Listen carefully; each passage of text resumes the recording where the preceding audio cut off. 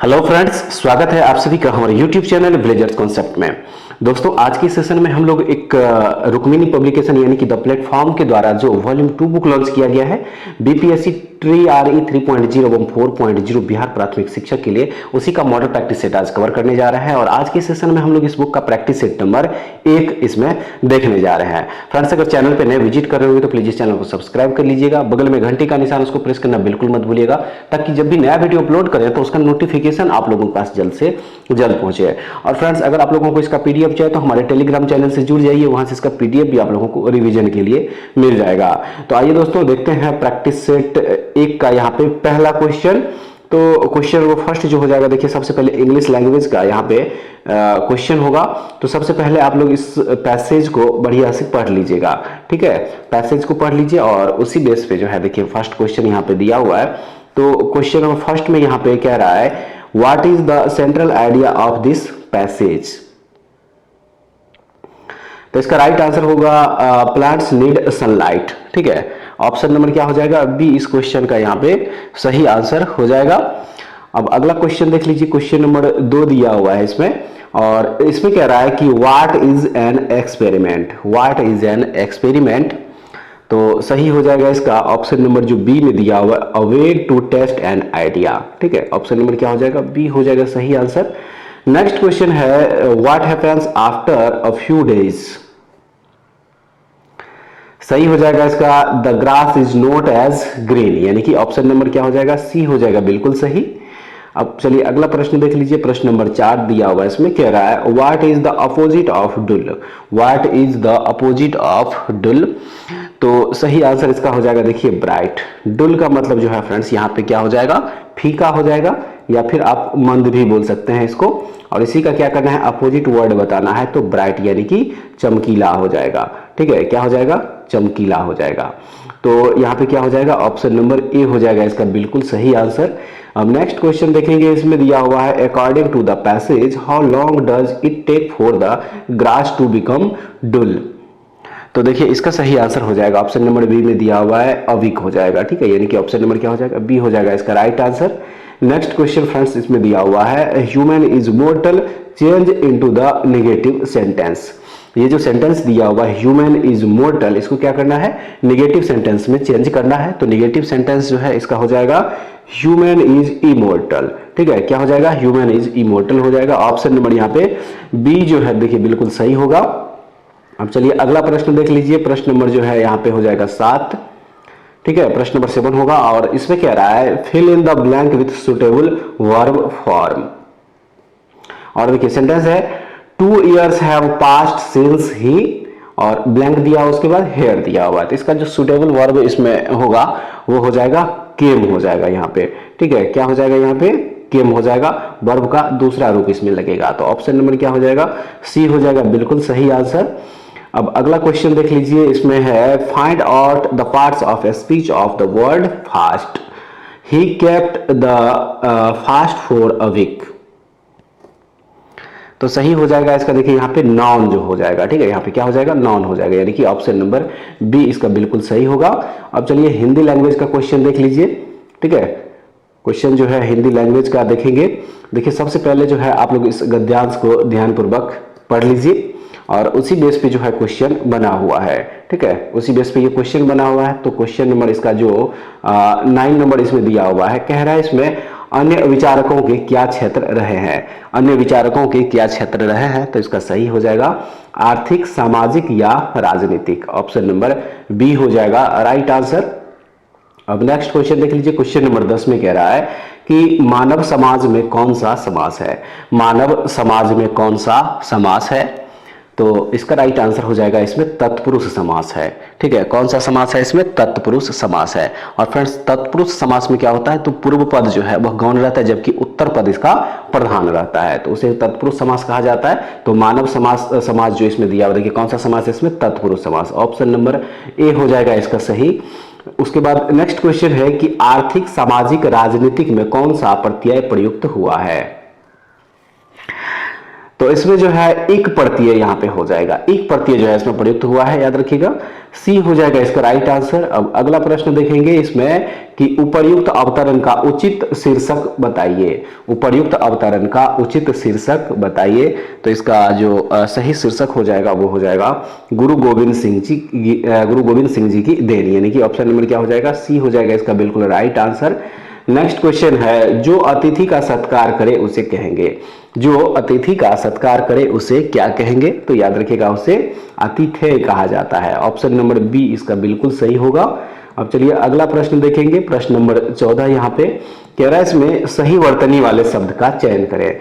सही वर्तनी वाले शब्द का चयन करें, तो इसमें जो सही हो जाएगा वो हो जाएगा वीणा पानी, जो ऑप्शन नंबर सी में दिया हुआ है। ये बिल्कुल सही शब्द है, ऑप्शन नंबर सी इसका बिल्कुल राइट आंसर हो जाएगा। फ्रेंड्स अगला प्रश्न है, निम्नलिखित में से उस विकल्प का चयन करें जो सिर पर पांव रखकर भागना मुहावरे का अर्थ व्यक्त करता है।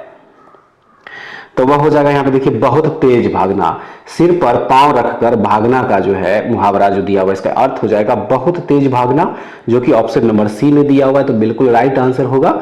अगला प्रश्न है, दिए गए शब्द के पर्यायवाची शब्द का चयन करें, और वह शब्द है खग। ठीक है, खग जो शब्द है इसकी क्या करना है, पर्यायवाची शब्द का चयन करना है। तो इसका सही शब्द हो जाएगा ऑप्शन नंबर बी में दिया हुआ है पक्षी। खग का पर्यायवाची क्या हो जाएगा, पक्षी हो जाएगा। तो ऑप्शन नंबर क्या हो जाएगा, बी हो जाएगा बिल्कुल सही। नेक्स्ट क्वेश्चन है, शाश्वत का विलोम शब्द क्या है। शाश्वत का विलोम शब्द यहाँ पे पूछा जा रहा है, तो याद रखिएगा क्षणिक जो है यह शाश्वत का विलोम शब्द हो जाएगा। ऑप्शन नंबर ए हो जाएगा बिल्कुल सही। अगला प्रश्न देखेंगे, जिसके आने की तिथि मालूम ना हो शब्द समूह के लिए वह कौन सा शब्द है। जिसके आने की तिथि मालूम ना हो शब्द समूह के लिए उस शब्द का जो है चयन करना है। तो राइट आंसर इसका हो जाएगा देखिए उसे अतिथि कहा जाएगा। ठीक है, ऑप्शन नंबर क्या हो जाएगा, बी हो जाएगा बिल्कुल सही। नेक्स्ट क्वेश्चन देखेंगे, त्याग का विलोम शब्द क्या है। त्याग शब्द जो दिया हुआ है इसका कह रहा है कि विलोम शब्द इनमें से कौन सा होगा, तो सही हो जाएगा देखिए ग्रहण। ग्रहण इसका क्या होगा, बिल्कुल राइट आंसर हो जाएगा। ऑप्शन नंबर बी बिल्कुल सही आंसर है। अगला प्रश्न है, गूलर का फूल होना मुहावरे का अर्थ क्या है। गूलर का फूल होना मुहावरे का अर्थ पूछा जा रहा है, तो इसका अर्थ हो जाएगा दुर्लभ होना। गूलर का फूल होना का मतलब क्या होता है, दुर्लभ होना। ऑप्शन नंबर ए हो जाएगा बिल्कुल सही। नेक्स्ट क्वेश्चन है, जिसे कठिनाई से जीता जा सके के लिए एक शब्द प्रयुक्त होता है, तो वह है दुर्जय। ठीक है, जिसे कठिनाई से जीता जा सके के लिए कौन सा शब्द प्रयुक्त होता है, तो वह शब्द है दुर्जय। ऑप्शन नंबर ए हो जाएगा इसका बिल्कुल राइट आंसर। अगला प्रश्न है, दिए गए शब्द के पर्यायवाची शब्द का चयन करें, और वह शब्द है अवगुण। अवगुण शब्द का क्या करना है, पर्यायवाची शब्द का चयन करना है। तो सही शब्द हो जाएगा इसका दोष, यानी कि क्या होगा, ऑप्शन नंबर सी हो जाएगा बिल्कुल राइट आंसर। नेक्स्ट क्वेश्चन, सही वर्तने वाले शब्द का चयन करें। सही वर्तनी वाले शब्द का क्या करना है, यहाँ पे चयन करना है। तो वह हो जाएगा देखिए माखन चोर, जो ऑप्शन नंबर सी में लिया हुआ है, ये बिल्कुल सही वर्तनी वाला शब्द है। ऑप्शन नंबर सी इसका बिल्कुल राइट आंसर होगा। नेक्स्ट क्वेश्चन है, पूत सपूत तो का धन संचय, पूत कपूत तो का धन संचय। प्रस्तुत पंक्तियों में कौन सा अलंकार है, पूछा जा रहा है इसमें कि कौन सा अलंकार है। तो याद रखिएगा फ्रेंड्स, इसमें लटानुपास अलंकार दिया हुआ है। ऑप्शन नंबर ए जो है बिल्कुल सही होगा। आइए देखते हैं नेक्स्ट क्वेश्चन दिया हुआ है इसमें, मुदित महीपति मंदिर आए सेवक सचिव सुमंत बतलाए। उपर्युक्त पंक्ति में कौन सा अलंकार है। सही है, इसमें अनुप्रास अलंकार है फ्रेंड्स। ऑप्शन नंबर जो बी है इसका बिल्कुल सही आंसर होगा। अब अगला प्रश्न में कह रहा है कि अस्थाई भावों की संख्या कितनी होती है। अस्थाई भावों की संख्या कितनी होती है, तो याद रखिएगा अस्थाई भावों की संख्या जो है टोटल 9 होती है। ठीक है, कितना होती है, टोटल 9 होती है। श्रृंगार रस, करुण रस, अद्भुत रस, रौद्र रस, वीर रस, हास्य रस, भयानक रस, विभत्स रस और शांत रस। टोटल कितना हो जाएगा, 9। ऑप्शन नंबर सी इसका बिल्कुल सही आंसर होगा। अब नेक्स्ट क्वेश्चन देखेंगे, इसमें कह रहा है कि महादेवी वर्मा की कृति यामा है। महादेवी वर्मा की कृति यामा जो है वह क्या है, तो सही है, यह एक काव्य संग्रह है। ऑप्शन नंबर बी हो जाएगा इसका बिल्कुल राइट आंसर। नेक्स्ट क्वेश्चन में कह रहा है कि भाषा की सबसे छोटी मौखिक इकाई कहलाती है। भाषा की सबसे छोटी मौखिक इकाई क्या कहलाती है, तो सही आंसर है ध्वनि कहलाती है ये। ऑप्शन नंबर सी इसका बिल्कुल सही आंसर होगा। अगला प्रश्न में कह रहा है कि पर्वत की तलहटी के लिए एक शब्द का चयन करें। पर्वत की तलहटी के लिए एक शब्द का चयन करें, तो वह शब्द हो जाएगा उपत्यका। ठीक है, उपत्यका हो जाएगा। ऑप्शन नंबर बी इसका राइट आंसर होगा फ्रेंड्स। नेक्स्ट क्वेश्चन में कह रहा है कि मराठी, नेपाली और नेवारी भाषाओं की लिपि क्या है। तो इसकी लिपि जो है वो देवनागरी ही है, ऑप्शन नंबर सी हो जाएगा बिल्कुल सही। अब अगला प्रश्न देख लीजिए, यहां से देखिए मैथ का क्वेश्चन है, तो इसका आंसर टिक करते चल रहे हैं, आप लोग इसको खुद से सॉल्व कर लीजिएगा अभी। तो क्वेश्चन नंबर 31 का right answer friends option number B होगा। 32 का हो जाएगा ऑप्शन नंबर ए। आइए अब देखते हैं नेक्स्ट क्वेश्चन, क्वेश्चन नंबर 33, और 33 का सही आंसर हो जाएगा ऑप्शन नंबर ई, उपर्युक्त में से कोई नहीं। उपर्युक्त में से कोई नहीं, क्योंकि इसका आंसर जो है फ्रेंड्स 2/9 हो जाएगा। जब आप लोग इसको सॉल्व कीजिएगा तो 2/9 इसका आंसर आएगा, जो कि ऑप्शन में नहीं दिया हुआ है, तो इसलिए ऑप्शन नंबर ई इसका बिल्कुल राइट आंसर है। चलिए नेक्स्ट क्वेश्चन देख लीजिए, क्वेश्चन नंबर हो जाएगा 34, और क्वेश्चन नंबर 34 का जो सही आंसर होगा वो ऑप्शन नंबर ए हो जाएगा। ठीक है, अब नेक्स्ट 35 का राइट आंसर हो जाएगा बी। 36 का हो जाएगा सी। 37 का राइट आंसर हो जाएगा बी। 38 का फ्रेंड्स हो जाएगा देखिए ऑप्शन नंबर सी। नेक्स्ट देख लिए 39 का सही आंसर बी होगा। 40 का करेक्ट आंसर हो जाएगा डी, उपर्युक्त में से एक से अधिक इसका जो है आंसर आएगा। 41 का सही आंसर ऑप्शन नंबर बी होगा। 42 का हो जाएगा ऑप्शन नंबर ए। प्रश्न नंबर 43 देख लीजिए, 43 का जो सही आंसर होगा वो ऑप्शन नंबर बी हो जाएगा। 44 का हो जाएगा ऑप्शन नंबर डी, उपर्युक्त में से एक से अधिक जो है इसका आंसर निकल के आएगा। नेक्स्ट 45 का सही आंसर ऑप्शन नंबर सी है। क्वेश्चन नंबर 46 का सही आंसर हो जाएगा ए। 47 का फ्रेंड्स ऑप्शन नंबर ई, उपर्युक्त में से कोई नहीं होगा। ठीक है, 47 का उपर्युक्त में से कोई नहीं होगा, क्योंकि 47 का जो राइट आंसर होगा वो 3 किलोमीटर निकल के आएगा, 3 किलोमीटर। ठीक है, आप लोग इसको सॉल्व कीजिएगा तो ऑप्शन नंबर ई, उपर्युक्त में से कोई नहीं होगा। चलिए अगला प्रश्न देख लीजिए, प्रश्न नंबर 48 जो दिया हुआ है, 48 का सही आंसर ऑप्शन नंबर बी हो जाएगा। 49 का ऑप्शन नंबर बी। प्रश्न नंबर 50 का सही आंसर ऑप्शन नंबर ए होगा। अब आइए अगला प्रश्न देखते हैं, 51 नंबर। इसमें कह रहा है कि निम्नलिखित में से कौन क्रांतिकारी पत्र वंदे मातरम के संपादक थे। तो सही है इसका मैडम भिखाजी कामा। ठीक है, क्रांतिकारी पत्र वंदे मातरम के संपादक मैडम भिखाजी कामा हो जाएगा। ऑप्शन नंबर ए इसका बिल्कुल राइट आंसर हो जाएगा। ठीक है, अब चलिए नेक्स्ट क्वेश्चन देखेंगे। 52 नंबर में दिया हुआ है कि विधवा पुनर्विवाह अधिनियम किसके कार्यकाल में क्रियान्वित किया गया। तो सही है लॉर्ड कैनिंग के कार्यकाल में। लॉर्ड कैनिंग के कार्यकाल में जो है विधवा पुनर्विवाह अधिनियम क्रियान्वित किया गया था। 1856 ईस्वी में जो है विधवा पुनर्विवाह एक्ट लाया गया था, और 1856 ईस्वी में विधवा पुनर्विवाह एक्ट ईश्वर चंद्र विद्यासागर के प्रयास से लाया गया था, याद रखिएगा। ऑप्शन नंबर बी इसका बिल्कुल सही आंसर होगा।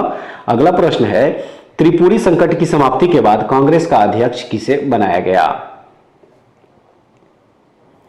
सही है राजेंद्र प्रसाद को। राजेंद्र प्रसाद को जो है त्रिपुरी संकट की समाप्ति के बाद कांग्रेस का अध्यक्ष बनाया गया था, और त्रिपुरी संकट जो है फ्रेंड्स यह 1939 ईस्वी में आया था। 1939 ईस्वी, याद रखिएगा। तो ऑप्शन नंबर यहाँ पे क्या हो जाएगा, सी हो जाएगा बिल्कुल सही। नेक्स्ट क्वेश्चन कह रहा है कि 1854 ईस्वी की वुड विज्ञप्ति में अभिव्यक्त शिक्षा का लक्ष्य क्या था। तो उसका लक्ष्य था भारत में पाश्चात्य भाषा, शिक्षा, कला, विज्ञान और संस्कृति को बढ़ावा देना, यह इसका लक्ष्य था। बी हो जाएगा बिल्कुल सही आंसर। अब अगला प्रश्न देख लीजिए, इसमें है कि साइमन कमीशन के आने के विरुद्ध भारतीय जन आंदोलन क्यों हुआ। तो इसका रीजन था साइमन कमीशन में कोई भी भारतीय सदस्य नहीं था। ठीक है, इसी वजह से ऑप्शन नंबर सी हो जाएगा बिल्कुल सही। उसके बाद जो अगला प्रश्न दिया हुआ है इसमें कह रहा है कि 1911 ईस्वी में जब राजधानी कलकत्ता से दिल्ली लाने की घोषणा की गई, उस समय भारत का वायसराय कौन था। उस समय भारत का वायसराय कौन था। तो सही है, उस समय भारत के वायसराय लॉर्ड हार्डिंग द्वितीय थे। ठीक है, कौन थे, लॉर्ड हार्डिंग द्वितीय। और 1912 ईस्वी में राजधानी परिवर्तन किया गया था। कब किया गया था, 1912 ईस्वी में, कोलकाता से दिल्ली। तो ऑप्शन नंबर बी हो जाएगा बिल्कुल सही आंसर। अब अगला प्रश्न है, महात्मा गांधी का दक्षिण अफ्रीका से वापसी पर इनमें से किस घटना के कारण उनको प्रसिद्धि मिली। सही है, वह घटना हो जाएगा चंपारण सत्याग्रह। ठीक है, चंपारण सत्याग्रह से जो है उनको प्रसिद्धि मिली थी। और ये चंपारण सत्याग्रह कब हुआ था? तो 1917 ईस्वी में हुआ था, याद रखिएगा। तो ऑप्शन नंबर ए इसका बिल्कुल सही आंसर होगा। अब अगला प्रश्न देखेंगे, निम्नलिखित में से कौन एक सुमेलित नहीं है? निम्नलिखित में से कौन एक सुमेलित नहीं है? तो इसमें जो आत्मीय सभा देवेंद्रनाथ टैगोर दिया हुआ है, देवेंद्रनाथ टैगोर, ये सही सुमेलित नहीं है, क्योंकि आत्मीय सभा की स्थापना जो है राजा राम मोहन राय के द्वारा किया गया था। ठीक है, किसके द्वारा किया गया था? राम मोहन राय के द्वारा जो है इसकी स्थापना करी गई थी। और वह भी कब? तो 1815 ईस्वी में। तो इसलिए ऑप्शन नंबर बी इस क्वेश्चन का बिल्कुल सही आंसर होगा। अब अगला प्रश्न देखेंगे, निम्नलिखित में से किसका आरंभ मेरठ में सैन्य विद्रोह से हुआ और शीघ्र ही व्यापक स्तर पर फैलकर ब्रिटिश शासन के लिए एक बड़ी चुनौती के रूप में परिलक्षित हुआ? तो आइए पहले इसका ऑप्शन देख लेते हैं। ऑप्शन दिया हुआ है इसमें, और इसका जो सही आंसर हो जाएगा वो हो जाएगा ऑप्शन नंबर ए, भारतीय विद्रोह 1857 इसका बिल्कुल करेक्ट आंसर हो जाएगा। ठीक है, ऑप्शन नंबर ए हो जाएगा बिल्कुल सही। अब चलिए नेक्स्ट क्वेश्चन देख लीजिए, क्वेश्चन नंबर हो जाएगा 60, और कह रहा है इसमें कि इनमें से किसने नस्लीय भेदभाव के विरुद्ध संघर्ष करने हेतु नटाल भारतीय कांग्रेस की स्थापना की थी? तो यह किया था महात्मा गांधी ने इसकी स्थापना। ऑप्शन नंबर जो सी है बिल्कुल सही हो जाएगा। अगला प्रश्न में कह रहा है फ्रेंड्स कि भारत में निम्नलिखित में से कौन सा राज्य के नीति निर्देशक सिद्धांतों का गांधीवादी सिद्धांत है? तो वह है ग्राम पंचायत का गठन करना। क्या है? ग्राम पंचायत का गठन। ऑप्शन नंबर क्या हो जाएगा? सी हो जाएगा बिल्कुल सही। आइए देखते हैं नेक्स्ट क्वेश्चन, भारतीय संविधान का निम्नलिखित में से कौन सा अनुच्छेद जबरन श्रम को प्रतिबंधित करता है और शोषण को रोकता है? वह कौन सा अनुच्छेद है? तो याद रखिएगा वह अनुच्छेद हो जाएगा अनुच्छेद 23। ऑप्शन नंबर क्या हो जाएगा? बी इसका बिल्कुल सही आंसर होगा। अगला प्रश्न 63 नंबर में दिया हुआ है कि संविधान अनुसूचित जाति और अनुसूचित जनजाति आदेश द्वितीय संशोधन विधेयक 2022 ने उत्तर प्रदेश के कुछ हिस्सों में किस समुदाय को अनुसूचित जनजाति के रूप में मान्यता दी है? राइट आंसर इसका हो जाएगा गोंड जनजाति, गोंड समुदाय को। ऑप्शन नंबर ए जो है बिल्कुल सही हो जाएगा। अब चलिए नेक्स्ट प्रश्न इसमें कह रहा है कि निम्नलिखित में से किस अनुच्छेद में दोहरे दंड के बारे में बताया गया है, जिसके अनुसार किसी भी व्यक्ति पर एक ही अपराध के लिए एक से अधिक बार मुकदमा न चलाया जाए और न उसे दंडित किया जाए? सही है, इसका ऑप्शन नंबर क्या हो जाएगा? ए हो जाएगा, अनुच्छेद 21 का 2 हो जाएगा। अनुच्छेद 21 का 2 जो है इसका देखिए बिल्कुल सही आंसर होगा। अब चलिए अगला प्रश्न देखेंगे, 65 नंबर में कह रहा है कि निम्नलिखित में से कौन सा स्वास्थ्य का अधिकार अधिनियम 2022 लागू करने वाला पहला भारतीय राज्य बन गया है? तो वह भारतीय राज्य है राजस्थान। ऑप्शन नंबर बी इसका राइट आंसर होगा। नेक्स्ट क्वेश्चन में कह रहा है कि हिमनद प्रवाह द्वारा उत्कीर्ण की गई पहाड़ियों की एक अंडाकार की श्रृंखला का नाम बताइए। इसका नाम है ड्रमलेंस। ऑप्शन नंबर ए हो जाएगा बिल्कुल सही। अब चलिए अगला प्रश्न देखेंगे, 2011 की जनगणना के अनुसार भारत की साक्षरता दर जो है कितना हो जाएगा, ये पूछा जा रहा है। तो करेक्ट आंसर इसका हो जाएगा ऑप्शन नंबर सी, 74.04% जो है 2011 की जनगणना के अनुसार भारत की साक्षरता दर थी, जिसमें कि मेल यानी कि पुरुष साक्षरता दर जो है फ्रेंड्स वो हो जाएगा 82.14% और फीमेल यानी कि महिला साक्षरता दर जो है वह हो जाएगा 65.46%। याद रखिएगा 2011 की जनगणना के अनुसार, और टोटल जो है वह 74.04% है। तो ऑप्शन नंबर सी इसका बिल्कुल सही आंसर होगा। चलिए अब अगला प्रश्न देखते हैं, प्रश्न नंबर हो जाएगा 68। इसमें कह रहा है कि आबनूस, महोगनी और शीशम के पेड़ किस प्रकार के जंगल का हिस्सा है? तो याद रखिएगा ये सभी जो है उष्णकटिबंधीय सदाबहार वन के हिस्सा है। ऑप्शन नंबर बी इसका राइट आंसर होगा। नेक्स्ट क्वेश्चन में कह रहा है कि निम्नलिखित में से कौन सा राज्य भारत में लिग्नाइट कोयले का सबसे बड़ा उत्पादक है? वह कौन सा भारतीय राज्य है? तो वह भारतीय राज्य तमिलनाडु। ऑप्शन नंबर ए इसका बिल्कुल सही आंसर होगा। चलिए नेक्स्ट क्वेश्चन देख लीजिए इसमें कि निम्न में से कौन सा भारतीय राज्य कुल्ल के नाम से जाने जाने वाली पारंपरिक नहर सिंचाई पद्धति के लिए प्रख्यात है? तो वह है हिमाचल प्रदेश। ऑप्शन नंबर क्या हो जाएगा? सी हो जाएगा बिल्कुल सही। नेक्स्ट, बिहार का सर्वाधिक जूट उत्पादक जिला कौन सा है? तो वह जिला है पूर्णिया जिला। ऑप्शन नंबर सी हो जाएगा बिल्कुल राइट आंसर। नेक्स्ट क्वेश्चन, 1922-23 में मुंगेर में किसान सभा का गठन किसने किया? उपयुक्त में से एक से अधिक इसका आंसर हो जाएगा, ठीक है, क्योंकि 1922-23 में किसान सभा का गठन जो है शाह मोहम्मद जुबैर और श्री कृष्ण सिंह के द्वारा जो है किया गया था, तो इसलिए उपयुक्त में से एक से अधिक इसका राइट आंसर होगा। ऑप्शन नंबर डी इसका बिल्कुल सही आंसर हो जाएगा फ्रेंड्स। चलिए अगला क्वेश्चन देखते हैं। इसमें हाल ही में किसकी सहायता से रैंप योजना को एमएसएमई के प्रदर्शन को बेहतर बनाने हेतु शुरू किया है? तो यह किया है विश्व बैंक के सहायता से। ऑप्शन नंबर ए हो जाएगा बिल्कुल सही आंसर। नेक्स्ट क्वेश्चन में कह रहा है कि बिहार आर्थिक सर्वेक्षण पहली बार किस वित्तीय वर्ष के लिए प्रकाशित किया गया था? सही है, वित्तीय वर्ष 2006-07 के लिए जो है प्रकाशित किया गया था। बी हो जाएगा इसका राइट आंसर। अगला प्रश्न है, बिहार में कांग्रेस का प्रथम अधिवेशन कहां रखा गया था?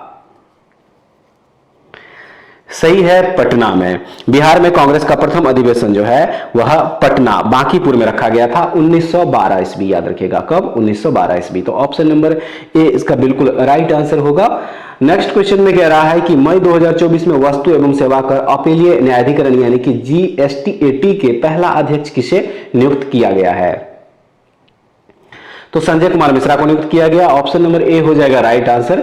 नेक्स्ट क्वेश्चन है, भारत के पहले खगोल पर्यटन अभियान की घोषणा किस राज्य में किया गया?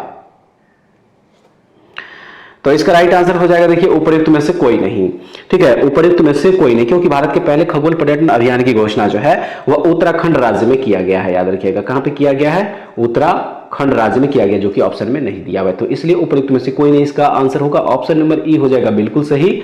नेक्स्ट क्वेश्चन, विश्व प्रेस स्वतंत्रता दिवस कब मनाया जाता है? विश्व प्रेस स्वतंत्रता दिवस कब मनाया जाता है फ्रेंड्स? तो ये 3 मई को मनाया जाता है, याद रखिएगा। ऑप्शन नंबर ए इसका बिल्कुल सही आंसर होगा। अब चलिए अगला प्रश्न देख लेते हैं। प्रश्न नंबर हो जाएगा 79 और कह रहा है इसमें कि हाल ही में किस देश में भारतीय राष्ट्रीय भुगतान निगम यानी कि एनपीसीआई ने यूपीआई जैसे त्वरित भुगतान प्रणाली विकसित करने के लिए साझेदारी की है? तो यह किया गया है नामीबिया देश में। ऑप्शन नंबर ए हो जाएगा बिल्कुल सही। अब चलिए नेक्स्ट क्वेश्चन देखेंगे, भारत की पहली ई स्पोर्ट अकादमी कहां खोली गई है? सही है, मध्य प्रदेश में। ऑप्शन नंबर सी हो जाएगा बिल्कुल सही। उसके बाद निम्नलिखित में से कौन सा एक कीटभक्षी पौधा नहीं है? निम्नलिखित में से कौन सा एक कीटभक्षी पौधा नहीं है? तो इसमें जो प्रोथैलस दिया हुआ है एक कीटभक्षी पौधा नहीं है फ्रेंड्स। ऑप्शन नंबर जो सी है इसका बिल्कुल सही आंसर होगा।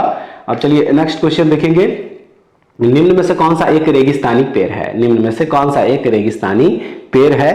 तो इसमें जो तार का पेड़ दिया हुआ यह एक रेगिस्तानी पेड़ का उदाहरण है। ऑप्शन नंबर ए इसका बिल्कुल सही आंसर होगा।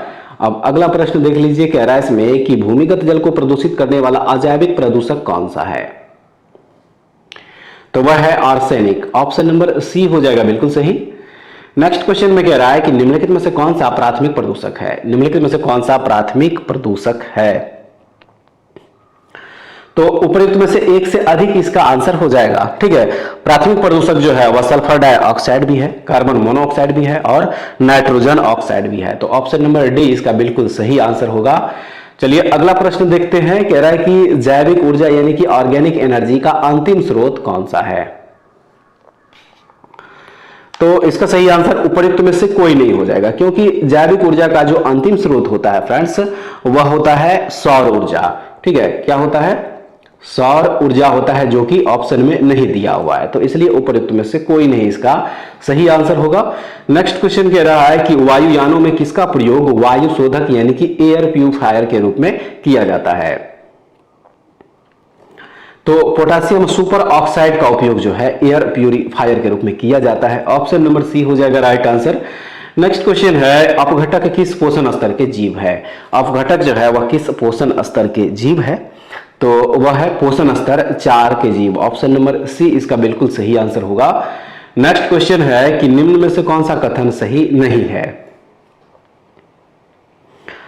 तो देखिए, जब कोई कण अपने शुरुआती बिंदु पर लौटता है तो इसका विस्थापन शून्य नहीं होता है, यह कथन जो है बिल्कुल सही नहीं है। ऑप्शन नंबर सी इसका बिल्कुल राइट आंसर होगा।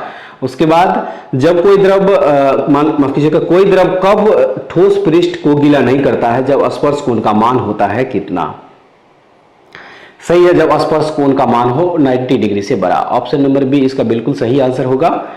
आइए अब देखते हैं अगला प्रश्न। इसमें कह रहा है कि चित्र में ग्रह की गति दीर्घ वृत्ताकार कक्षा में सूर्य के चारों ओर प्रदर्शित की गई है। यदि ग्रह की गति बिंदु P और Q पर क्रमशः V1 तथा V2 हो तो V1 तथा V2 के परिणाम के बीच निम्न संबंध प्रदर्शित होंगे। तो इसका राइट आंसर फर्स्ट हो जाएगा ऑप्शन नंबर ए हो जाएगा। नेक्स्ट देख लीजिए यहाँ पे प्रश्न नंबर 91। इसमें कह रहा है कि वह रासायनिक यौगिक कौन है जो दो तत्वों से बना है। तो वह हो जाएगा द्विअंगी यानी कि बाइनरी। ऑप्शन नंबर ए हो जाएगा इसका बिल्कुल सही। उसके बाद कह रहा है कि रासायनिक परिवर्तन के साथ क्या होते हैं। रासायनिक परिवर्तन के साथ क्या होते हैं, तो सही है इसका उपयुक्त में से एक से अधिक हो जाएगा। ठीक है, एक से अधिक हो जाएगा। रासायनिक परिवर्तन के साथ जो है नए प्रकार के पदार्थ का निर्माण, ठीक है, निकाय की एंथैल्पी में परिवर्तन और पदार्थ के रासायनिक गुण में परिवर्तन होता है। ठीक है, तो ऑप्शन नंबर जो डी दिया हुआ देखिए बिल्कुल सही आंसर हो जाएगा। अब चलिए नेक्स्ट क्वेश्चन देख लीजिए। कह रहा है कि निम्नलिखित में से कौन परमाणु ऊर्जा उत्पादन की एक बड़ी कमी नहीं है। तो वह है विद्युत उत्पादन। ऑप्शन नंबर बी हो जाएगा बिल्कुल सही। उसके बाद जो अगला प्रश्न है इसमें कह रहा है कि वनस्पति कोशिका तथा प्राणी कोशिका का अंतर किसकी उपस्थिति से स्पष्ट होता है। सही है, कोशिका भित्ति, जिसको कि सेल वॉल कहा जाता है, इसकी उपस्थिति से ही स्पष्ट होता है। तो ऑप्शन नंबर ए इसका बिल्कुल राइट आंसर होगा। चलिए नेक्स्ट क्वेश्चन देख लीजिए। बीजों का अंकुरन क्या कहलाता है जब वे फल के अंदर ही होते हैं। तो वह विविपेरी कहलाता है। ठीक है, क्या हो जाएगा इसका ऑप्शन नंबर सी हो जाएगा बिल्कुल सही। अब अगला प्रश्न है कि प्रकाश संश्लेषण का प्रथम चरण कौन सा है। प्रकाश संश्लेषण का प्रथम चरण कौन सा है, तो वह है पर्णहरित के इलेक्ट्रॉन का प्रकाश के फोटोन द्वारा उत्तेजन। ऑप्शन नंबर क्या हो जाएगा, सी हो जाएगा बिल्कुल सही। चलिए अगला प्रश्न देख लीजिए। प्रश्न नंबर 97 दिया हुआ है इसमें, और देखिए इसमें कह रहा है कि भारत के स्वतंत्र होने से पूर्व लगातार 6 वर्षों तक भारतीय राष्ट्रीय कांग्रेस के अध्यक्ष पद पर रहने वाला एकमात्र व्यक्ति कौन था। तो वह एकमात्र व्यक्ति थे Maulana Abul Kalam Azad. Option number A हो जाएगा बिल्कुल सही आंसर। अगला प्रश्न है बक्सर का युद्ध किस वर्ष में लड़ा गया था। बक्सर का युद्ध किस वर्ष में लड़ा गया था, तो फ्रेंड्स यह 1764 ईस्वी में लड़ा गया था। और यह किसके बीच में हुआ था, तो बंगाल के नवाब जो मीर कासिम थे उसके बीच में और अंग्रेजों के बीच में। और अंग्रेज के तरफ से इसका नेतृत्व कर रहा था हेक्टर मुनरो, ये भी याद रखना है। तो ऑप्शन नंबर सी हो जाएगा बिल्कुल सही। उसके बाद नेक्स्ट है उत्पादन के लिए आवश्यक औजार, मशीनें, भवन आदि क्या कहलाते हैं। तो सही है इसका बिल्कुल ऑप्शन नंबर बी जो हो जाएगा अस्थायी पूंजी कहलाता है ये। ऑप्शन नंबर बी इसका राइट आंसर होगा। नेक्स्ट क्वेश्चन देख लीजिए। क्वेश्चन नंबर 100 में कह रहा है कि नीचे दी गई घटनाओं का सही कालानुक्रम क्या है। तो सही है इसका आंसर ऑप्शन नंबर ए होगा। सबसे पहले ए असहयोग आंदोलन कब हुआ था ये, तो ये 1920 ईस्वी में हुआ था। ठीक है, 1920 ईस्वी। उसके बाद बी यानी कि चौरी चौरा कांड, और ये कब हुआ था फ्रेंड्स, तो यह 1922 ईस्वी में हुआ था। उसके बाद डी यानी कि सविनय अवज्ञा आंदोलन, ये कब हुआ था, तो 1930 ईस्वी में हुआ था। और लास्ट सी यानी कि भारत छोड़ो आंदोलन, तो ये 1942 ईस्वी में हुआ था। तो ऑप्शन नंबर जो ए दिया हुआ बिल्कुल सही हो जाएगा। उसके बाद अगला प्रश्न में कह रहा है कि निम्नलिखित में से किस भूतपूर्व INA नेता पर ब्रिटिश भारत की सरकार के विरुद्ध युद्ध भड़काने का आरोप नहीं लगाया गया था। तो वह थे Mohan Singh. Option number C हो जाएगा बिल्कुल सही आंसर। अगला प्रश्न में कह रहा है कि निम्नलिखित में से किसे भारतीय संविधान द्वारा लागू किया जा सकता है। मौलिक अधिकार जो है लागू किया जा सकता है। ऑप्शन नंबर जो बी दिया हुआ देखिए बिल्कुल सही आंसर होगा। अब चलिए नेक्स्ट क्वेश्चन देखेंगे। 103 नंबर में कह रहा है कि राज्य के नीति निर्देशक सिद्धांतों के किस अनुच्छेद के तहत मातृत्व अवकाश पर एक कामकाजी महिला को नियोक्ता से सभी मातृत्व लाभ प्राप्त करना चाहिए। वह कौन सा अनुच्छेद है, वह अनुच्छेद 42। ऑप्शन नंबर बी इसका राइट आंसर हो जाएगा फ्रेंड्स।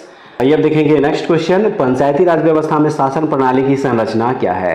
शासन प्रणाली की संरचना क्या है, तो इसकी संरचना जो है वह ग्राम, प्रखंड और जिला स्तर पर स्थानीय स्वशासन की त्रिस्तरीय संरचना हो जाएगा, यानी कि ऑप्शन नंबर सी जो है इसका देखिए बिल्कुल सही होगा। उसके बाद नेक्स्ट क्वेश्चन है बिहार पंचायती राज अधिनियम के अनुसार ग्राम पंचायत का कोई सदस्य हस्तलिखित आवेदन मुखिया को समर्पित कर त्याग पत्र दे सकता है। आवेदन समर्पित करने के कितने दिनों बाद त्याग पत्र प्रभावी माना जाएगा,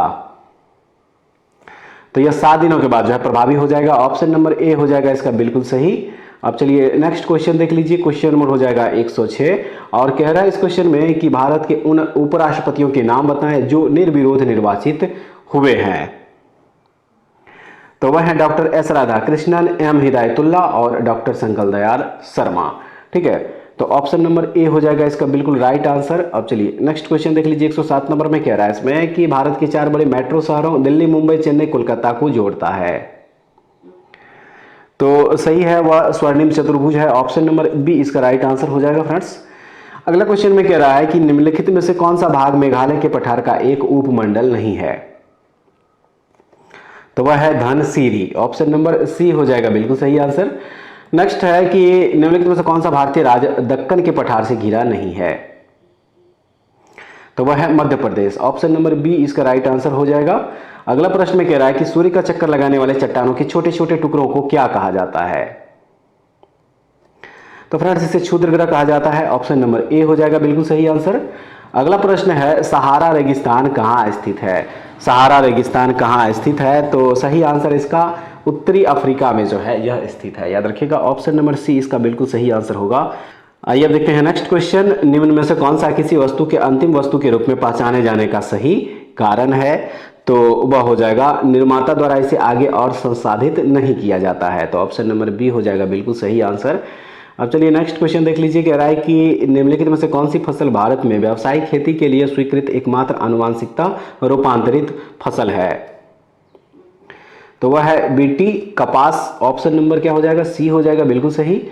अगला है 1956 में प्रख्यात भरतनाट्यम नृत्यांगना रुक्मिणी देवी अरुणडेल को निम्नलिखित में से कौन सा पुरस्कार मिला था।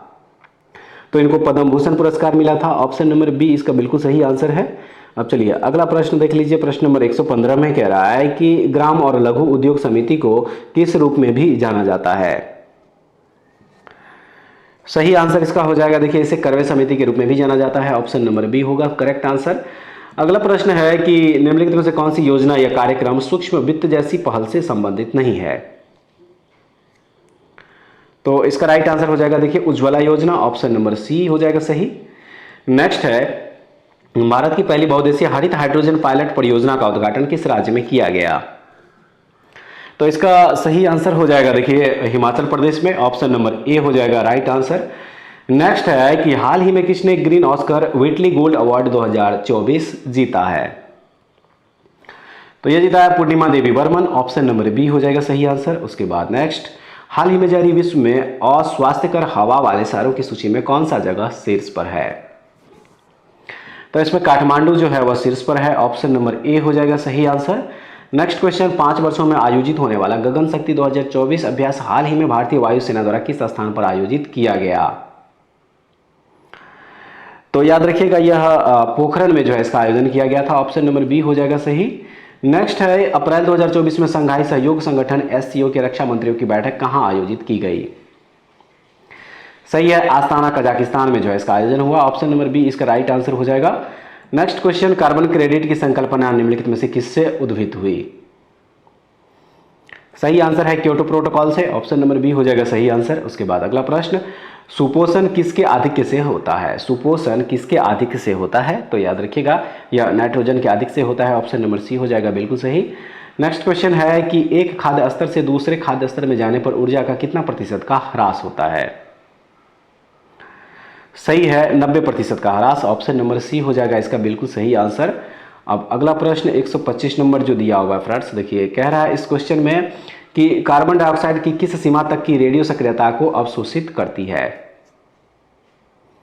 सही हो जाएगा 5.5 से लेकर 7 माइक्रोन्स तक, ऑप्शन नंबर ए हो जाएगा बिल्कुल सही। उसके बाद है कि अति लेड विषाक्तता क्या कहलाता है। तो यह प्लम्बिराम कहलाता है, ऑप्शन नंबर बी हो जाएगा। उसके बाद अगला प्रश्न, जीवों में अत्यधिक विविधता का कारण क्या है। सही है उत्परिवर्तन, ऑप्शन नंबर सी हो जाएगा इसका बिल्कुल सही। अब अगला प्रश्न देख लीजिए, एक समतल कांच के गुटके को विभिन्न रंगों के अक्षरों के ऊपर रखा जाता है, वह अक्षर जो न्यूनतम उठा हुआ प्रतीत होता है वह क्या होगा। वह है लाल, ऑप्शन नंबर ए हो जाएगा बिल्कुल सही। उसके बाद अगला प्रश्न है, लोहे के पतले टुकड़े को तीव्र विद्युत धारा बहती हुई परिनालिका में रखने पर चुंबकीय दिशा में घूम जाते हैं। सही है सभी डोमेनों के सभी परमाणु, ऑप्शन नंबर सी हो जाएगा इसका बिल्कुल सही आंसर। अगला प्रश्न है कि धातु के तार का प्रतिरोध होता है। तो वह हो जाएगा इसकी लंबाई के समानुपाती और अनुप्रस्थ काट के क्षेत्रफल के व्युत्क्रमानुपाती। तो ऑप्शन नंबर सी हो जाएगा इसका बिल्कुल सही। अब चलिए अगला प्रश्न देख लीजिए, किसी तत्व के तुल्यांकी भार और संयोजकता का गुणनफल बराबर क्या होता है? सही है, परमाणु भार होता है। ऑप्शन नंबर सी हो जाएगा बिल्कुल सही आंसर। अगला प्रश्न है, चार एक जैसी केतलियों के आधार समान मोटाई की विभिन्न धातुओं से बने हैं जिसमें समान मात्रा में जल डाला जाता है। यदि इन केतलियों को एक जैसे तरीके से एक जैसी अग्नि यानी कि ताप पर रखते हैं तो जल सबसे पहले किस धातु की बनी हुई केतली में उबलेगा? सही है, कॉपर वाले में। ऑप्शन नंबर जो बी है इसका देखिए बिल्कुल सही आंसर हो जाएगा। अब अगला प्रश्न देख लीजिए, वसाओं तथा क्षार की अभिक्रिया को बनने वाले उत्पाद क्या होते हैं? सही है, साबुन तथा ग्लिसरॉल। वसाओं तथा क्षार की अभिक्रिया से बनने वाले उत्पाद क्या होते हैं? तो साबुन और ग्लिसरॉल होते हैं। ऑप्शन नंबर इसका बी हो जाएगा बिल्कुल सही। अब अगला प्रश्न 134 नंबर, प्रश्न नंबर हो जाएगा 134 और कह रहा है इसमें शरीर का तापक्रम कौन नियंत्रित करता है? सही है, हाइपोथैलेमस। ऑप्शन नंबर बी हो जाएगा। नेक्स्ट क्वेश्चन है, वह गुण कौन सा है जो F1PD में प्रभाव रखता है और स्पष्ट रूप से देखा जाता है? तो इसका जो सही आंसर हो जाएगा वो हो जाएगा देखिए प्रबल। ऑप्शन नंबर ए हो जाएगा इसका राइट आंसर। अब चलिए नेक्स्ट क्वेश्चन देख लीजिए 136, यहाँ से रीजनिंग का क्वेश्चन है तो आंसर टिक कर दे रहे हैं। 136 का ऑप्शन नंबर ए होगा। 137 का फ्रेंड्स हो जाएगा ऑप्शन नंबर सी। 138 जो है ऑप्शन नंबर बी होगा। 139 का सही आंसर हो जाएगा ए। 140 नंबर जो क्वेश्चन दिया हुआ देखिए इसका सही आंसर ऑप्शन नंबर बी होगा। 141 का हो जाएगा फ्रेंड्स सी। 142 का राइट आंसर हो जाएगा सी। अब चलिए नेक्स्ट क्वेश्चन देख लीजिए 143 नंबर और 143 का सही आंसर ए होगा। 144 में हो जाएगा फ्रेंड्स ऑप्शन नंबर बी। 145 का राइट आंसर ए है। प्रश्न नंबर 146 जो है पहले आप लोग सही से देख लीजिए इसको, उसके बाद इसका ऑप्शन देख लेते हैं इधर। और देखिए इसका जो राइट आंसर 146 का होगा ऑप्शन नंबर सी होगा। 147 का ऑप्शन नंबर सी। 148 का राइट आंसर हो जाएगा सी। 149 ऑप्शन नंबर बी होगा। और उसके बाद आइए इस प्रैक्टिस सेट 1 का लास्ट क्वेश्चन देखते हैं और इसका सही आंसर ऑप्शन नंबर ई हो जाएगा। तो फ्रेंड्स ये था रुक्मिणी यानी कि प्लेटफॉर्म के द्वारा जो वॉल्यूम 2 बुक लॉन्च किया गया है बीपीएससी शिक्षक एग्जाम TRE 3.0 और 4.0 के लिए। आज हम लोग इसका प्रैक्टिस सेट नंबर 1 कवर किए हैं, टोटल 150 प्रश्न। उम्मीद करते हैं कि ये सेट आप लोगों के एग्जाम पॉइंट ऑफ व्यू से काफ़ी महत्वपूर्ण होगा। और फ्रेंड्स एक बार कमेंट्स करके जरूर बताइएगा कि ये सेशन आप लोगों को कैसा लगा। अगर आप लोगों को इसका PDF चाहिए तो हमारे टेलीग्राम चैनल से जुड़ जाइए, वहां से इसका PDF भी आप लोगों को रिवीजन के लिए मिल जाएगा। तो फ्रेंड्स ऐसे वीडियो पाने के लिए हमारे चैनल से जुड़े रहिए। नेक्स्ट वीडियो में दोबारा फिर से मिलते हैं, तब तक के लिए जय हिंद।